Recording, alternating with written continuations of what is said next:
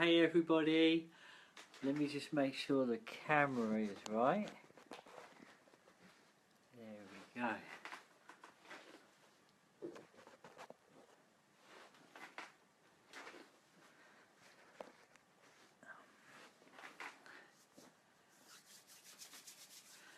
Fantastic. Welcome guys. So lovely to be here, so lovely to be able to connect with everybody, especially this time of the year. So welcome. Here I am at Oakmere Cottage, beautiful cottage of our dear friends, and it's situated in the most wonderful place. We're not far from the South Downs National Park, so where we are is south of the South Downs. A beautiful tiny little parish, really beautiful little village. So it's lovely to be here. It's lovely to spend time with you guys and connect with you, especially on Winter Solstice, and for you guys to join me beside the fire in the hearth. I think, you know, there's something really magical about a fireside and a hearth, especially of course this time of the year. You know, it kind of gives you that sense of, almost that sense of kind of belonging, you know. I found myself really enjoying, for the time that we're here, really enjoying starting the day beside the fire, and also kind of completing the day beside the fire. It gives you that sense of orientation, that sense of belonging. It kind of centres you, and really, I find, really grounds me. You know, you kind of start the day really gently, and you end the day or complete the day very gently. You know, quite often Sarah and I will sit here beside the fire, sometimes sharing, sometimes talking, sometimes in complete stillness, in complete silence, and the fire just kind of draws you, and it literally does center you. You know, you find that so many fires are in hearths, or literally in the center of the home. So what they do is they draw you into that central space. And I find that, you know, Sarah and I can sometimes just sit, chat away beside the fire, and sometimes just, you literally, for long periods of time, just sit really comfortable in silence and stillness. And that's something, you know, I really experienced very deeply, and very magically with Sarah when we're touring. You know, when we're on our expedition, sometimes you can be cycling for such a long distance of time, but sometimes you would just drop into that quietness and drop into that silence and that stillness. And I think that that's really, really important, especially this time of the year. You know, so often we are living as if it's eternal summer. You know, the pace of life during the summer months is very, very kind of quick. It's very, very fast, or there's so much activity. You know, we're blessed here in the UK that we do have seasons, even if, you know, I hear some people say, you know, I hate this time of the year, or I hate this weather.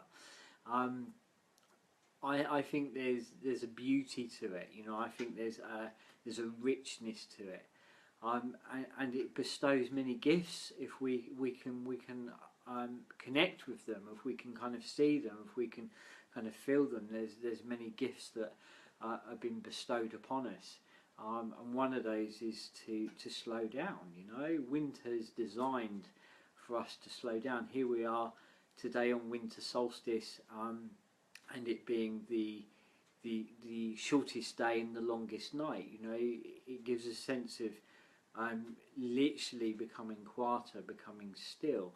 You know, the trouble is, nowadays, I think that modern day of living, that there's such a fast pace. You know, there's so much technology. Even though there's an absolute blessing, I'm able to connect with you guys in the way that we do because of technology. But I think there's also a flip side, and if we're not aware, it can kind of start to begin to take over our lives. And you know, I think nowadays there is far too much stimulation, whereas, You know, I think the hearth and the fire, we've been really blessed to be able to kind of share that time and spend that time around it, is probably one of the best TVs you'll ever have in the world. You know, it kind of does it grounds you, it centres you, and I think nowadays, you know, stress-based illness has become the norm. You know, and I think what it triggers today's modern way of living is it triggers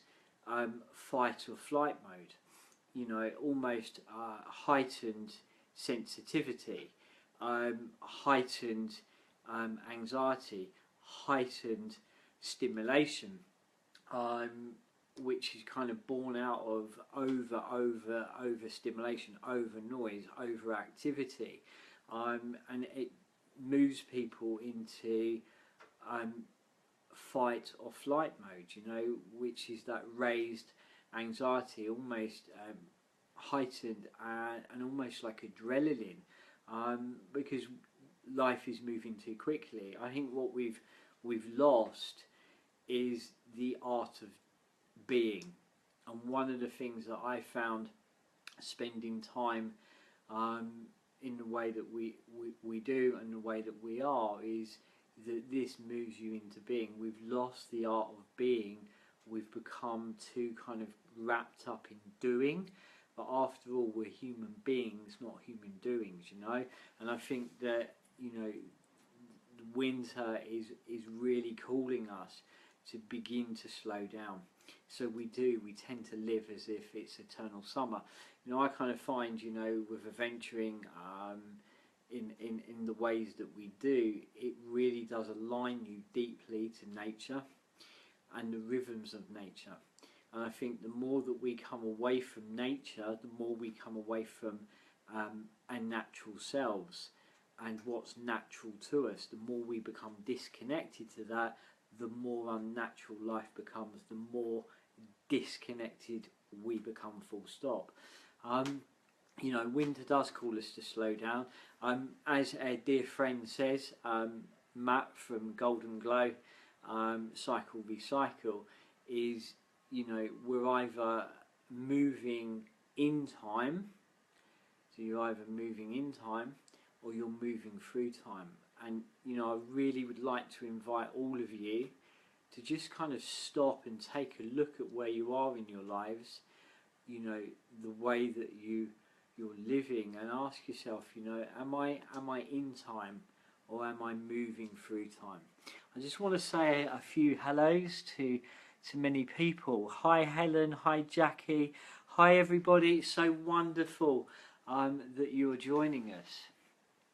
Hi Layla, fantastic, brilliant, so lovely. So, you know, as a dear friend Matt says, you know, are you moving in time, or are you moving through time? You know, just kind of take a moment, maybe whilst we're sharing time tonight, and ask yourself, you know, where am I in that? You know, where am I in that? Am I in time, or am I moving through time? I'm just going to check on the feed down here as well. You know, if we kind of take a moment now, so we're at Winter Solstice, we're at Yule, approaching Christmas. You know, so many people kind of running around, you know, and kind of, you know, maybe possibly, you know, excessively. You know, Christmas does that to so many people, you know, but think about what's really, really important. You know, so many people rushing around the shops, possibly excessive shopping for gifts and for food. Just maybe the real gift we can have and give is sharing time with those we love. You know, I think that's really at the heart of what's really, really, really important. You know, being present, connecting, being in time with those around you. You know, the greatest gift you can ever give another person is time. Because once that time is spent, you never really truly get it back. once that time is gone, it is gone. It is spent. Therefore, it's really priceless. So one of the greatest gifts you can give another is time. So maybe that's really what's really important at this time of year, where nature's calling us to slow down, that there's a deep calling inside to slow down. That is really what's at the heart of this time of the year, is to connect. You hear so many people say, I'm going off to see those that I love. I'm going off to share time with my family. I'm going off to share time with my friends. But is that time spent in time or moving through it, thinking about all the 101 other things that you have to do, or I've got to get here, I've got to get there. I'd invite you all just to kind of take a look at your commitments over this next week, 10 days, and ask yourself, how much of that do I want to do? How much of that is aligned to happiness? How much of that is lifting me, is nurturing me, is supporting me? How much of that time spent with others lifts me? Those that I'm around, do I feel lifted? Do I feel engaged? Do I feel alive by, or do I feel drained? Do I feel that I'm doing it out of duty? And I think that when it comes to push, comes to shove, you hear people say, but I feel I've got to, I feel obliged to. What we've really got to remember, guys, is that time is our greatest gift. It is a gift to us, and it is precious. And therefore, it's time that needs to be used wisely. So many of us live as if we have unlimited time, but we don't. Our time is limited in this lifetime, and therefore it is absolutely priceless. So just kind of, don't get the other side of don't get the other side of Christmas and think, oh my God, I'm exhausted, what's just happened. What you want to do is get the other side of it and say, you know what, I feel really enriched by that. I feel really enriched by the conversations, by the connections, by the shared time, rather than running around the shops and buying excessive gifts and excessive food. Maybe it's about kind of just sitting and being with those that you love. So, time. Only today, I was sitting still and quiet. I was working with a client this morning, an email consultation, and I had this vision of what felt to be a spirit guide, a teacher for my client. And I got this kind of very clear kind of image of a man sitting on the steps of what felt to be a cart, a horse and a cart. What would look like, I guess, like a Romany caravan. And he was sitting on these steps and he was overlooking a fire, and on that fire there was a pot, and there was a pot stand, and his supper was cooking away, and he was just watching over. Everything around him had a sense of place and a sense of purpose. There was not a lot there, but what was there had meaning, it had purpose. But the greatest thing that I took from that was that there was this harmony and this simplicity, and I think that what Spirit was saying was that sometimes we can overcomplicate what we do, or we try to do too much, or we try to do more than we feel that is comfortable to us. And sometimes less is absolutely more, and simplicity is the key. And I think that winter time, I find is a time for stripping back. It's a time of kind of really stripping back the layers. And one of the things that I've done over this last year, and it's been really deeply encouraged by those that are close to me, is that every few months or so is to just stop, take stock, look at where I've come from, look at my trials, look at my celebrations, um, and then also, you know, look at what I've taken from those last few months. What have I learnt from those last few months, and then how can I apply that as I go forward? Where am I going? What is it that I'm gently shaping, so that I'm moving with time, consciously, and more aware of where my time is, where I'm more aware of where my energy is, more aware of what's around me, what's supporting my environment, who's in my environment, and is it aligned to my core values. And I think, you know, what we need to do is not be afraid to stop. You know, winter solstice, okay, winter solstice, by very nature, the word solstice actually means to stand still.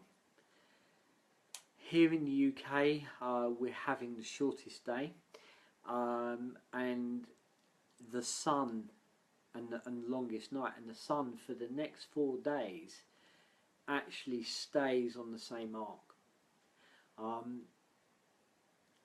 It doesn't become longer, it doesn't become shorter, so it literally stands still on its arc. So solstice itself is inviting us to just stand still, as if everything just becomes quiet. But of course, we're moving, there's so much stimulation, there's so much noise, there's so much activity. Do we really connect with that? And I think that's what nature's asking us and inviting us and bestowed the gift upon us, to actually kind of connect with its rhythm. So solstice, its very self, means to stand still. So, you know, I'm inviting you all, you know, to just tonight, you know, just to stop. If you've got a fire, go and sit next to it. Sit quietly after we've shared this time together, and we're going to do a rune casting in a while. But just sit still for a while and take a look at, where are you? Who's around you? Where are you going? What is it that you want? What are your core values? Are the things that you're doing every day, are they reflecting your core values? Those that are around you, are they a reflection of your core values? Are they aligned? Are you aligned to them? And just kind of take stock, stand still. You know, so for the next 4 days, the arc of the sun doesn't change. And then on the 25th of December, which is no coincidence, you know, no coincidence at all, there's the birth of the new light. The days very, very gently start to become longer. And I think there's no coincidence that that's on the 25th of December. There's more to that, and I'm going to share that. But I think that's fascinating that it's the 25th of December, the birth of the new light. So the days begin to become longer. Let me just check on that. Okay. For me, over these last few years of venturing, I've sought a deeper meaning to the traditions that we follow. You know, venturing as much as we do, you get to connect with a wider range of people. You know, geographically, and what comes with geographics is traditions and customs and kind of ritual and ceremony in many ways. And you come across such a broad range of attitudes and traditions and wisdom that's born out of that. So, you know, I've always been seeking a deeper meaning to the traditions that we follow. So for me, you know, I was looking at Christmas and trying to really kind of understand what does it mean to me. You know, because for me, I need to align myself to traditions that have a purpose. I'm not going to walk through those traditions with a sense of not being able to connect with them, you know, with a sense of ignorance almost. For me, that wouldn't feel right at all. I need to feel a sense of connection to it. And what's really interesting is over the last few weeks, I've had this direct experience of Lucia, whose day turned out to be on the 13th of December, which in fact in the old calendar was the original date of Winter Solstice. Now Lucia, she appears to us with a crown of candles, a bringer of light. So to find that out was really fascinating. Then to find out that she connects with the 13th of December, and then to find out that that's the original date of the winter solstice, I'm starting to get this sense of a deeper meaning to this time of the year. You know, she's a bringer of light. There's some wonderful stories about her. As many of you know, for many years I've had a deep fascination and calling to the runes, and in a little while I am going to do a rune casting for you all to look at the year ahead, look at that time ahead as we go forward, see what it's showing us, see what it can tell us, what its story is, you know. So I've had this deep connection to the runes, and of course the rune master, the teacher of the runes, and you'll find in some of my previous videos of my experience of Odin. You know, I have a tattoo of him on my shoulder there. I don't know if you can see that, but I have a tattoo of him on my shoulder there because he's walked through my story and my experiences for the last 25-26 years ago. First encounter was him on my first original Highland adventure so many moons ago. So to find out that Odin's roots in midwinter gave me also a real deep sense of completion, a real sense of feeling complete and whole. You know, I talk about alignment, is that I'm always looking for that sense of wholeness and completion and connection to the path that I take, to the journey that I take. You know, for me it was a deeper sense of the jigsaw, you know, literally coming together. Well, saying that, you know, I've always loved Christmas. You know, I've always loved Christmas and its magic. And as I've got older, you know, that really hasn't changed for me. In some ways, it's just got more enriched because of the way that you can engage with it, or kind of, you know, being around family, being around my children, and just kind of being able to share that experience. You know, but I've loved its magic, and I love bringing everyone together. I think, you know, sharing of experiences and bringing everyone together for me is at the heart of Yule on this time of year. You know, I almost get a sense of something mystical really underneath the layer of all of that. A literal magic stirring. You know, you kind of, if you look at some of the films that are around at this time of year, you know, It's a Wonderful Life. I even watched this most amazing cartoon the other day with my little one, The Rise of the Guardians, and it was all about the archetypal energies, so Santa, Jack Frost, the Tooth Fairy, the Easter Bunny. You know, these are archetypal symbols, and it was all about the children of the world nowadays non-believing, you know, losing the connection to these amazing characters and these amazing stories through modern day living of technology, you know, taking children away from books, taking children away from story time and storytelling.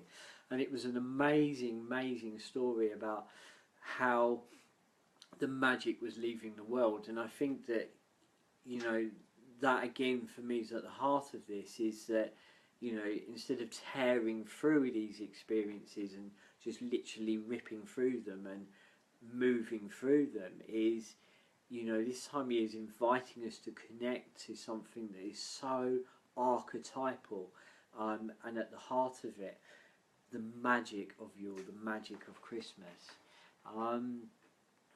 You know, I do feel that there was and there is a deeper layer, but I've always wondered, you know, what are we really celebrating? Hi Carolyn, hi Linda, hi guys, welcome. So the more adventuring I've undertaken, the more aligned I felt to very much to the northern traditions. As I say, when you kind of move geographically, you get to connect with people, you get to connect with stories, you get to connect with what is important to them, and how that's been born, you know. And I've had a real sense of deep connection to the northern traditions. You know, when you go up to Scotland, those northern traditions start to creep in. I'm talking northern, I'm talking Icelandic, Finland, Norse, Odin of course, and they're starting to creep in. Those influences are there because of the geographic movement of people, and with geographic movement of people comes the story, comes the tradition, comes the customs. So, you know, I've had a real connection to those northern traditions of the land, and recently discovering Lucia Day, and now Odin's rich heritage to midwinter. Hi Caroline. You know, his connection to midwinter, midwinter solstice to winter solstice. The more I felt I've discovered a tradition of purpose. You know, I'm no longer just moving through an experience, I'm getting a deeper sense of connection to it. And that's very important to me, you know. Purpose and belonging, moving away from materialism and excess. As I say, and as I said earlier, I think the greatest gift you can give each other is the times that you share, and the moments that you share. You know, I have some amazing friends in my world that I feel so blessed, and to be able to share time with them, and also to hear some of their experiences and some of their stories of how life was for them going back in time, and now they're able to spend more time with their family. You know, it's touching, it's moving, you know. And I think that is so important to us, that we don't want to wake up 20 years from now and look back on those years and think it was a blur, you know, and seeing the world around us just change yet feel not a part of it. So, looking at the traditions, I wanted to understand, you know, where they've come from, you know. So here's an insight. Here's an insight. Something I wanted to share about winter solstice. An insight to a mystical image of Santa. Okay, and his roots with Odin. So if we take the earliest form of Father Christmas, he appeared at this time, midwinter, during the midwinter festivals. He was not known as Father Christmas then. He was known as the bringer of spring. He would wear a green hooded robe, normally kind of dressed with holly, or ivy, or mistletoe. You can start to see the connections there, and his association with the evergreen was about the forthcoming spring. Evergreen, okay, so there was always this hope that the sun would return and the days would become longer, yeah. And his ability to lift people's spirits, of course, that we retain from our modern day Father Christmas. Then when Britain, you know, because here we are here I am in Britain, in the UK, when Britain fell under the Saxon rule in the 5th and 6th centuries, Father Christmas, if you like, took on the characteristics of what was known as the Saxon Father Time, also known as King Frost, so maybe that's where Jack Frost comes from, or King of Winter. And traditionally someone would dress up as King Winter and be welcomed into people's homes, and he would be welcome to sit beside their fire, beside their hearth, and he would be given something to eat and drink. Maybe also that's where the tradition that where we leave a shot of whiskey or Baileys or mulled wine and a mince pie, yeah, out for Father Christmas, you see. So all of these kind of traditions and all these kind of customs have come from a root, yeah. And it was my experience, my journey over this last little while to really discover what's at the essence of them. What are we really celebrating? So yes, a bit like our mince pies and our whiskey for Father Christmas. It was thought that, you know, by being kind to King Winter, Father Time, by offering him food and offering him a drink, that you would be bestowed goodness for the coming year.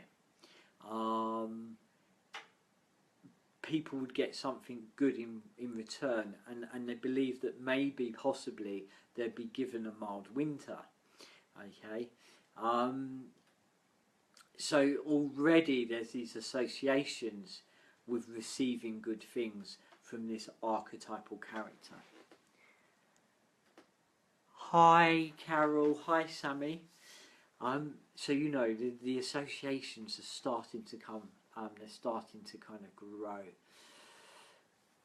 Then the association really strengthened. For me, this completely, the next part of this I really resonate with, when the Vikings invaded. When the Vikings invaded Britain, and they brought their midwinter traditions with them. It kind of was born out of the 20th of December, so we're the 21st now, all the way through to the 31st of December. And it was known as Yuletide, or Jult. I hope I'm pronouncing that correctly. Please forgive me if I'm not. It was the time where the Norse god Odin takes on the image, takes on the character of Jul. Now Odin had 12 characters he could appear as, which is absolutely amazing. And he would visit the earth. The name still lives on today, so when you translate the old Nordic name for this, it is translating into Yule and Yuletide. Okay, during Yule, Odin, a large character in this form, was an elderly man with a white beard. Okay, so he was an elderly man with a white beard. Hi Alison. St. Nicholas, St. Nick was a lot later, but absolutely correct. Chris Kringle, St. Nick. You see, the saint part of that was where they were Christianizing Father Christmas, yeah? Taking him away from his original heritage, which was Nordic, almost pagan, or heathen, if you like. So they Christianized him, yeah? And they changed what he wore. But originally, he come with a white beard, okay? So you're getting it, okay? Now, if you look at Gandalf, many of you know the imagery of Gandalf, okay? Now, he's not dissimilar, okay? He's not dissimilar to Odin, okay? Pointed hat, long beard, okay? Alright, you're starting to get it. So he would appear with a white beard and a long blue hooded cloak. It was around about the 1930s that Coca-Cola transformed the image of Father Christmas in their branded colours. Okay, So in their branded colours, which are red, okay? Alright, their branded colours are red. Hi Liz, welcome, lovely to have you here. So it was very clever branding in the 1930s. Coca-Cola branded Father Christmas, white beard, red outfit, okay? But originally he come in a blue hooded cloak. And now the other interesting part was that he was said to ride, Odin was said to ride an 8-legged horse. Now, nowadays, coming from the 1930s, when Coca-Cola grabbed hold of him and branded him in their colours, okay, which is cheerful and happy, but it's absolutely Coca-Cola, is the 8 reindeers. But originally Odin appeared on a horse, and a 8-legged horse, okay, so amazing, called Sleipnir. Now this was the interesting bit. Odin, riding this 8-legged horse, was then giving gifts to the good, okay, and punishments to the bad. Our Father Christmas, okay, like Odin, developed the ability to automatically know whether people have been bad or good. You can see how this was all evolved, yeah? Also, like Odin, Father Christmas could travel magically and be in lots of places in a short space of time. Okay, so I have a real deep connection to Odin. Amazing, you know, to kind of unravel and unpack where these traditions have come from, and then kind of realising that in the 1930s, you know, Coca-Cola had branded him. So you can see the character had changed so much over time.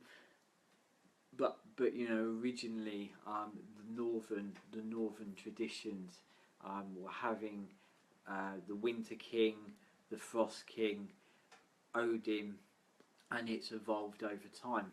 And I kind of, you know, feel that, you know, when you kind of look at it, it's just an evolving story.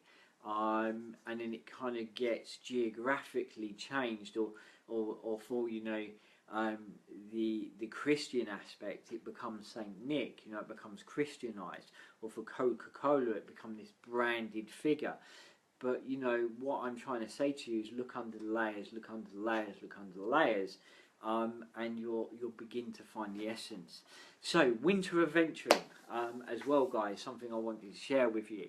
One of the things I've loved about this time of year is that sunrise isn't till around about 10 past, quarter past 8 in the morning. So we've been blessed a few mornings to get up, to get out, and it's not too early in the morning to kind of have a sunrise cycle, you know, and it's been so clear here in the UK.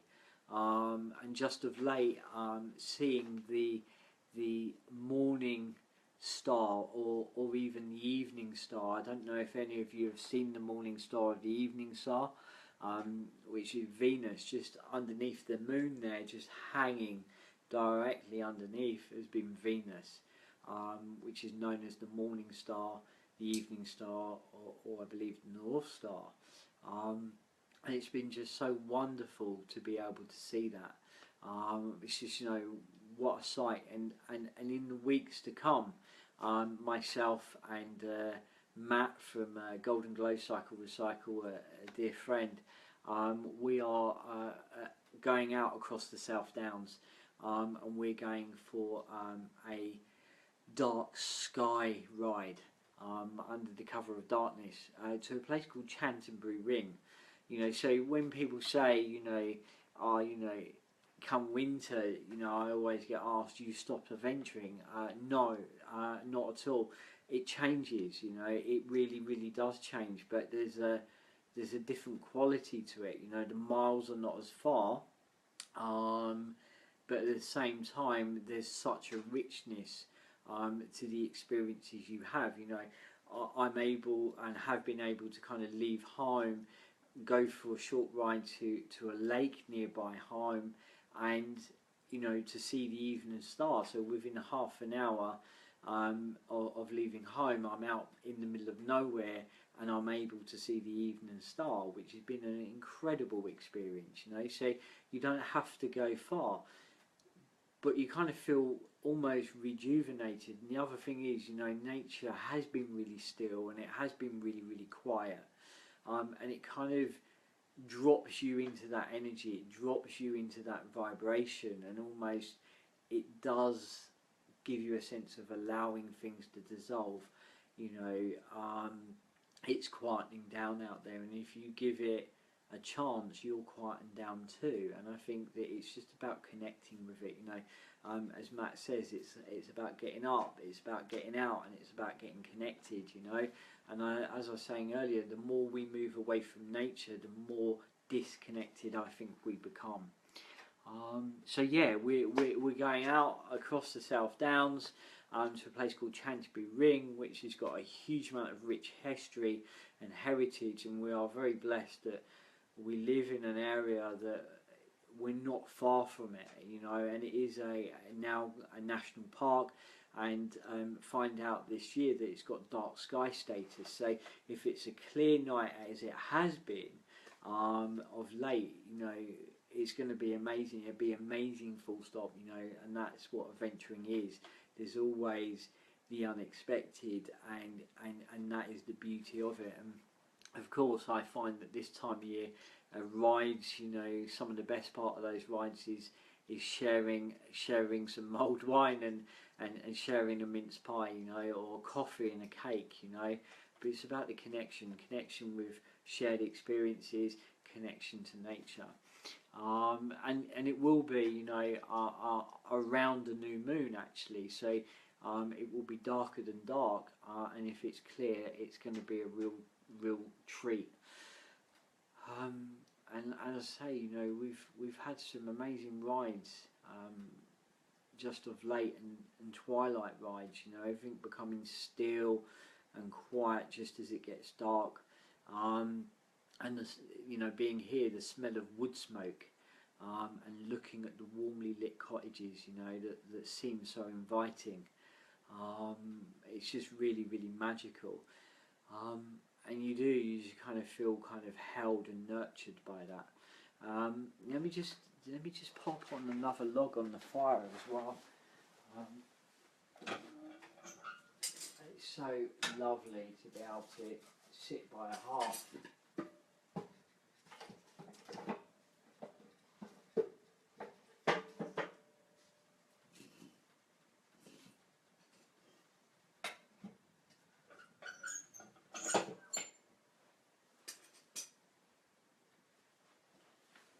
You know, it's the other thing I find is, you know, tending the fire, tending the hearth is special in itself. You know, again, it slows you down. You know, you can just gaze into that fire, and lose yourself in the process.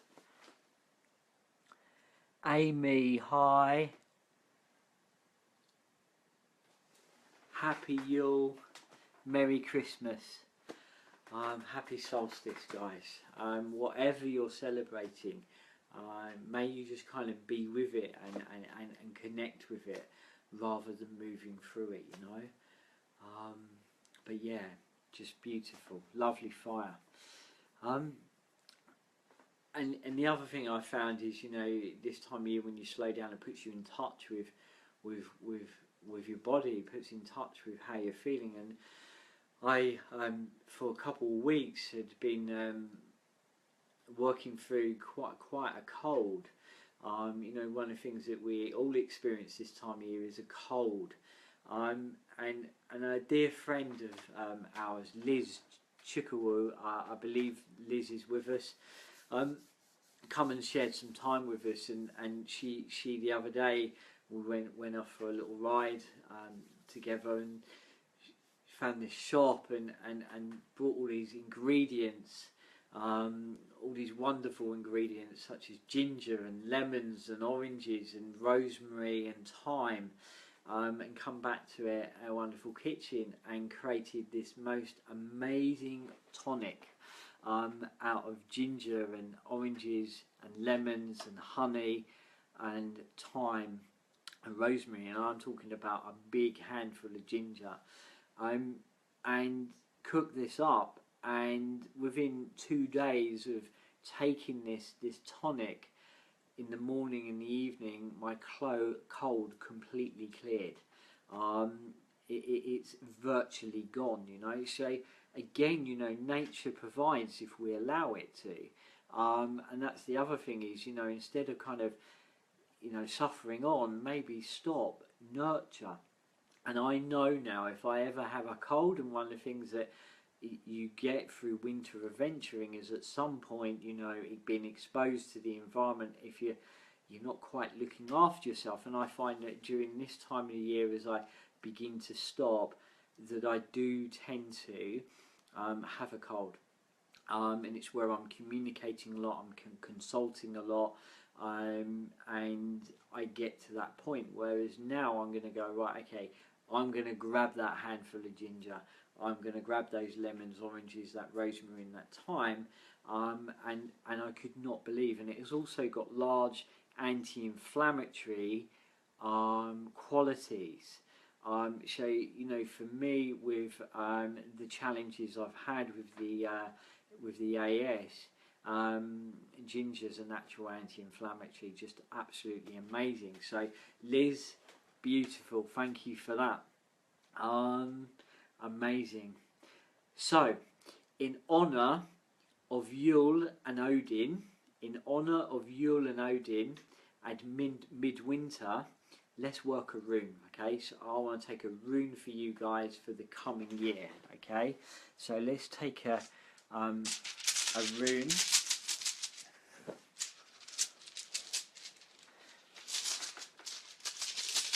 Give them a shuffle. So nice to work with the runes, and again, I've got a story with my runes, and amazingly, my dear friends who these beautiful homies, they gave me my rune set that had gone full circle. Again, in some of my older videos, you'll see the story there. So it's just so beautiful to sit at their half and cast runes. So, okay, amazing. So we're looking, you know, the intention of the rune that we're going to pull is a message for you guys for the coming year, okay? And I'm going to look at its story, I'm going to look at what it's telling me, I'm going to kind of listen for Odin to whisper to me, yeah? So the rune that we've got, guys, okay, is Jera, okay?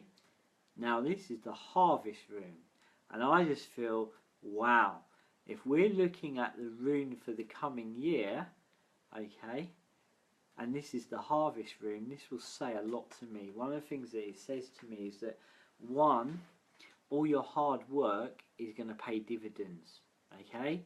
I'm just kind of quite blown away, but you know, that's Odin for you, and that is the runes for you, okay?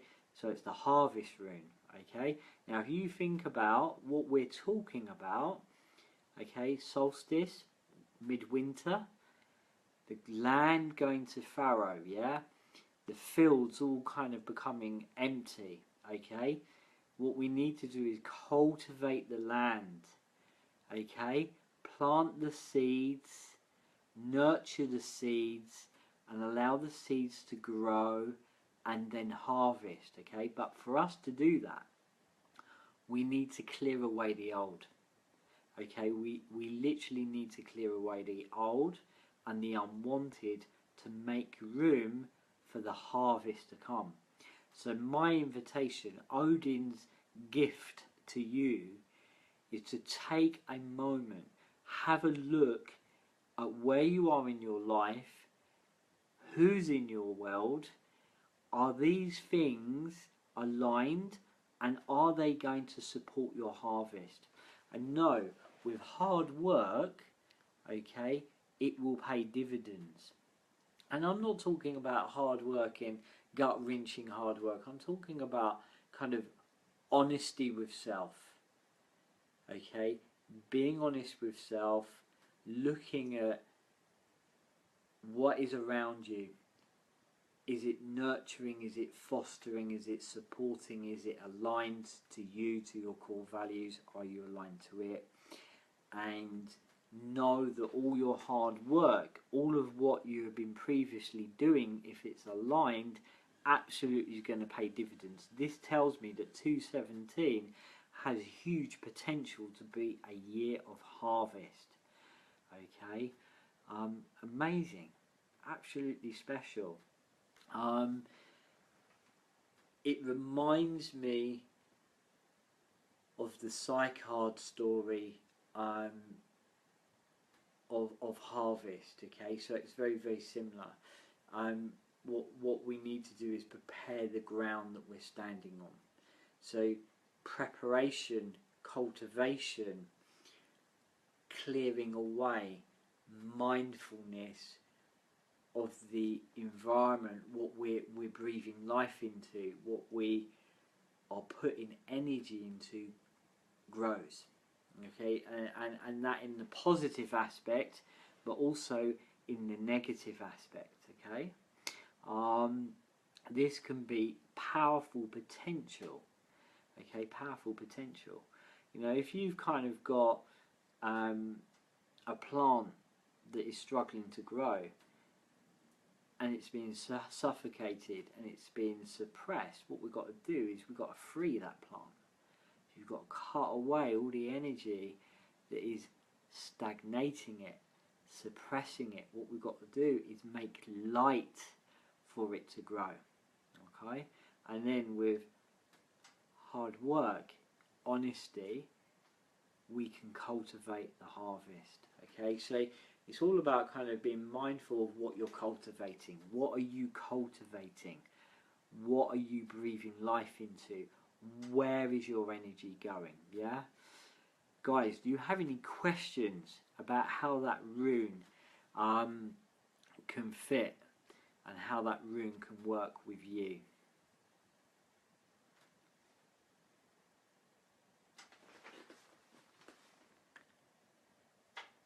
Marlene's asked, Liz, Marlene's asked to share the recipe. Okay, so what I do is I get the recipe of Liz and I will put it in the show notes. So what I do is I'll add some notes after, some resources for this, and I'll ask Liz to share the notes and recipe for me so I can put it in there for you. Lauren, hi, welcome. So, very, very powerful message, okay? So what I would invite you guys to do is kind of just, you know, tonight, just stop, take stock, ask yourself, what am I pouring energy into? Is it growing? Is it good for me? Is it supporting me? Is it aligned to my core essence, my core values? Those people around me, are they aligned? Am I aligned to them? And is all of this growing?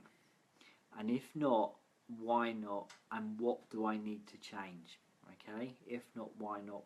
What do I need to change?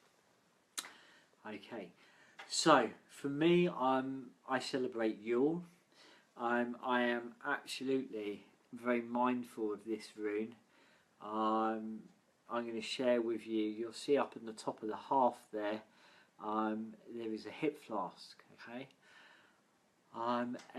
dear friends, Matt and Gwynnie, Jade and Amber gave that to us as the most incredible gift for this Yule for Christmas, and I will show you in a moment, but engraved in it is Spirit Meets Adventure, where change happens 216.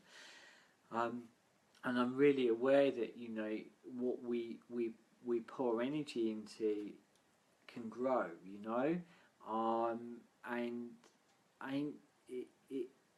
it's really, really important to look at what I am breathing any energy into every day. Is it aligned? You know, am I aligned to it? You know, is it in partnership to my greater purpose, my greater essence? And, you know, I always, you know, share with Matt that one of the influences and films that has always touched me is The Way of the Peaceful Warrior. And there's a gentleman in there who's the teacher, you know, the kind of wise teacher, and he works in a garage, and he gives out petrol, he cleans windows, he takes care of this space, but he turned round to this young student and said, do you not see that this is service? And I think that, you know, our purpose comes in so many shapes and forms and guises, but you know what, that's why we're here, is to find ours, and move towards it. And I think that nowadays, that the way that we live, it's kind of by design, that it's trying to, in a way, pull us always away from that. You know, we're bogged down with so much, so many concerns, so many worries, so many things that we have to do. You know, the modern day life is absolutely designed to move us from being to doing. You know, we've become a doing society, whereas what we want to do is move into a being. And I've absolutely experienced, not only for myself but those closest to me, that this year has been phenomenal in what can happen when we move into deeper alignment. So, you know, that hip flask that sits on the hearth is going to be always a reminder of how Spirit Meets Adventure was born, you know. And we're talking about absolute full circle for me. 26 years ago, when I started this path of spirituality, my entry point was through adventuring, was military based to some extent as well, and my love of the great outdoors and of Scotland, and of wilderness and expeditions, and now as I apply that into consulting and guiding others, it's got that fundamental in there, which is overcoming adversity, never giving up. You know, sometimes in life we just need to keep pedaling, you know, and then having a serious health condition that had all the potential for me to not walk again. And then overcoming that, you know, I'm applying all of this. So that hip flask is always going to be a reminder of how Spirit Meets Adventure was born, which was absolutely phoenix from the ashes. I always thought that at one time what I'd be doing was consulting mediumship and in a way mentoring mediumship, only to find out that was a part of it but not the sum of it. And the adventuring, you know, it's full circle. So absolutely, you know, sometimes it's allowing things to, in a way, seem to kind of die to be born, because it's enriched. That we too can go through that phoenix transition. What we're doing can go through that phoenix transition. Instead of fighting that process, is to kind of engage with the process. You know, we have a saying here that if something is falling apart, then it's not aligned. Because if it was aligned, it would not fall apart.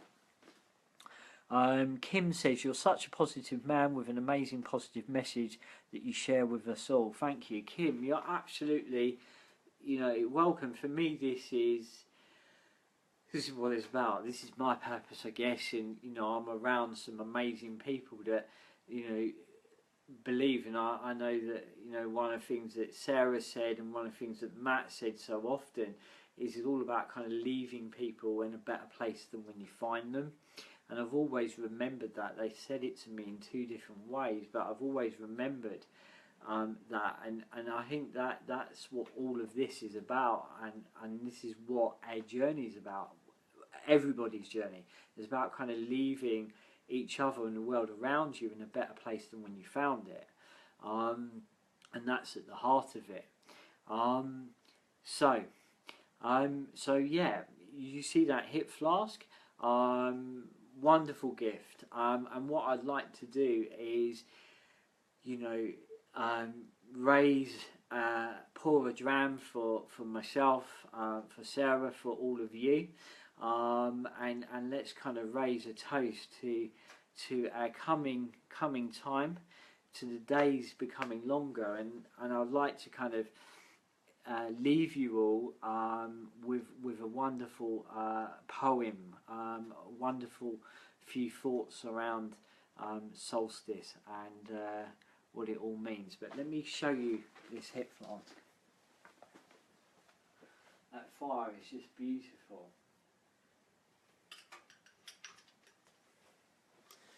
So I don't know if you're going to see that. It's reflecting the light quite a bit, but Spirit Meets Adventure, where change happens, 216, and our wonderful friends Matt, Gwynny, and their lovely girls Jade and Amber said to us in the gift card that they gave with it, it's for journeys long and short,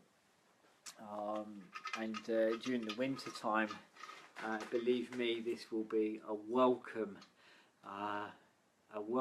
precious gift that we will carry with us on our adventures, and you know, there's something very warming about an end of a day, after a day of adventuring, to sit by a fire, or sit in a bothy, or lying in a hammock under a tarp, and to raise a dram, or share a dram with those we meet. You know, that's the other thing, is we'll be able to kind of have some hospitality for those that we meet as well. So I would like to pour a wee dram for all of you,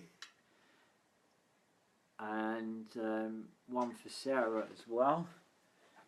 So there we go. Cool. And one for us, myself and you guys.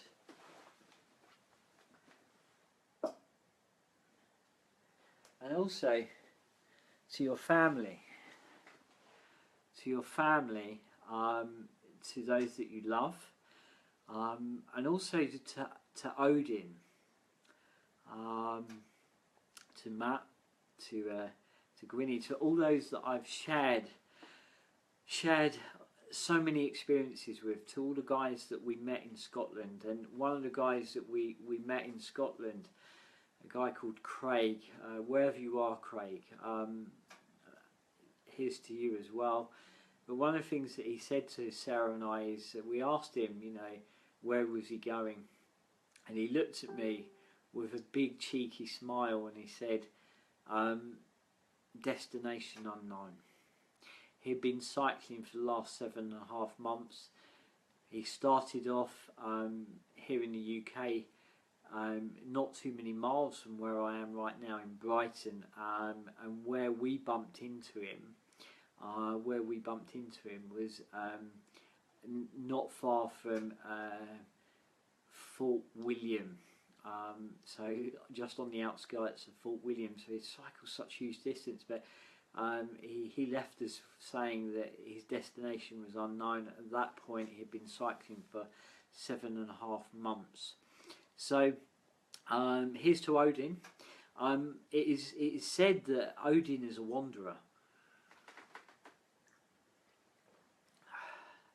It is said that Odin is a wanderer, and he's a seer and a storyteller. So just maybe why it's a good fit, why we fit well together. So happy Yule, guys.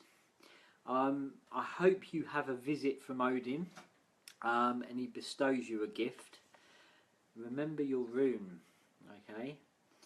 Here's to friends, to family, to the hearth, to journeys long and short.